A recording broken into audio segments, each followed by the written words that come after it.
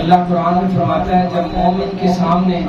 اللہ کا ذکر کیا جاتا ہے تو اس کا دل خوش ہو جاتا ہے، اور جب منافق کے سامنے اللہ کا ذکر کیا جاتا ہے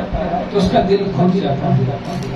پھر اللہ تعالیٰ قرآن میں ارشاد فرماتا ہے کہ جو اللہ کے ذکر سے منہ موڑے گا اللہ اس کی زندگی سے سکون کو چھین لے گا۔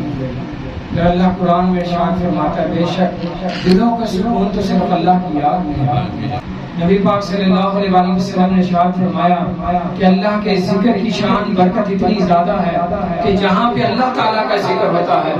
رحمت کے فرشتے آسمانوں سے زمین میں اترتے ہیں، سب کو اپنے پروں میں ڈھانپ دیتے ہیں،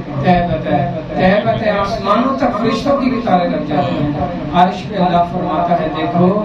میرے بندے میری عبادت کرتے۔ پھر آقا نے فرمایا کہ جہاں پہ اللہ کا ذکر ہوتا ہے وہیں سے آسمان سے فرشتہ ضرور پکارتا ہے کہ اے اللہ کے ذکر کرنے والوں اللہ نے تمہارے پچھلے سارے کے سارے گناہوں کو نیکیوں میں بدل دیا۔ اللہ سے نگاہ کرے گا، عرض کرے گا اللہ ان میں کچھ لوگ ایسے بھی بیٹھے ہوئے تھے جو تیرا ذکر عبادت کرنے نہیں آئے تھے، وہ ایسی محفل میں آ کے بیٹھے تھے، کیا تو نے ان کے ساتھ بھی وہی معاملہ کیا جو اللہ ذکر کرنے والوں کے ساتھ کیا ہے؟ اللہ تعالیٰ فرشتوں کو حکم فرمائے گا اے فرشتوں تم لوگ گواہ رہنا مجھے اپنے عزت اور جلال کی قسم جو ویسے بھی آ کے بیٹھے تھے میں نے ذکر کی برکت سے ان کو بھی معاف کر دیا۔